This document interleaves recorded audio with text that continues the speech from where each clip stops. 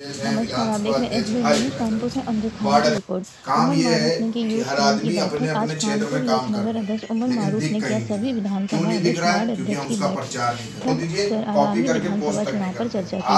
उमर मारूफ ने सभी पदाधिकारियों से अपने अपने वार्डों में नुक्कड़ सभा, सदस्यता कैंप, बैठक कर लोगों को पार्टी की विचारधारा को आम करने का काम सौंपा। शीशमपुर विधानसभा अध्यक्ष समीर खान की सहमति से उमर मारूफ ने प्रदेश आजम को वार्ड 107 को यूथ वार्ड अध्यक्ष नियुक्त किया। बैठक में अभी यहाँ की मीटिंग करी है, अभी हम यहाँ करेंगे, उसके से 5-6 लोग डालेंगे, बाकी नगर विधानसभा अध्यक्ष के सभी वार्ड अध्यक्ष शामिल रहे। आप खुद देखते हो। मैं उमर मारूफ, कानपुर यूथ नगर अध्यक्ष, ऑल इंडिया मजलिस इत्तेहादुल मुस्लिमीन। आज यहाँ क्या कार्यक्रम किया गया?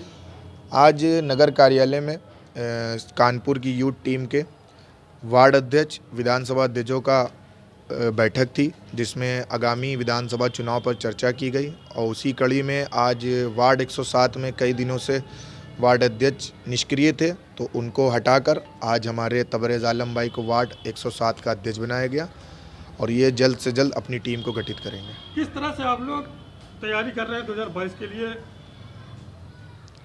2022 का चुनाव हमारे सर पे है। जिस तरह से जितनी भी सियासी जमातें हैं वो हमसे किनारा कस रही हैं, तो जाहिर सी बात है कि हम 2022 में फिर 100 सीटों की, जो हमारे प्रदेश अध्यक्ष जनाब शौकत अली साहब ने आदेश किया था कि हम 100 सीटों पर चुनाव की तैयारी कर रहे हैं, तो जहां पर संगठन मजबूती मिलेगी हम वहां से ज़रूर चुनाव लड़ेंगे।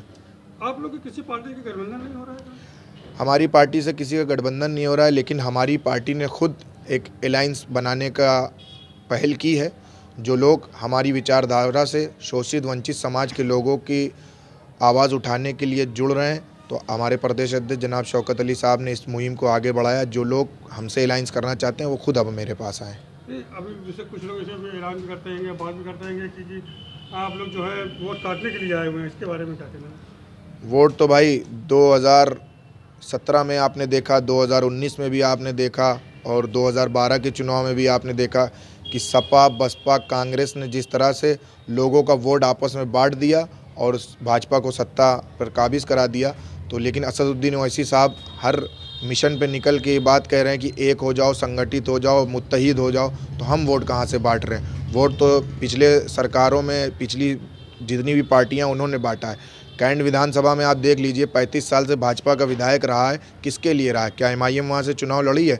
यहाँ पर 2 बार से सांसद जो भाजपा का बन रहा है, कौन बनवा रहा है? सपा, बसपा, कांग्रेस के लोग ही तो हमारा वोट बांट के भाजपा को यहाँ पर सांसद बना रहे हैं। तो हम कहाँ से वोट काट रहे हैं भाई? वोट काटने वाले काट रहे होंगे, हम तो वोट जोड़ने के लिए आए हैं उत्तर प्रदेश में।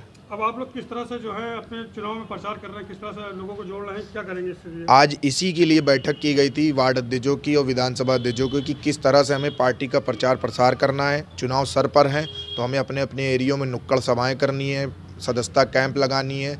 सर्दी का मौसम है, किस तरह से हमें आवाम के बीच में जाके खिदमत करनी है, उसी सब पे चर्चा हुई है आज। अभी 2-3 पार्टियों से ऑफर भी आया है, इस पार्टी से लोग हैं कि भाई वैसे हमसे गठबंधन करें।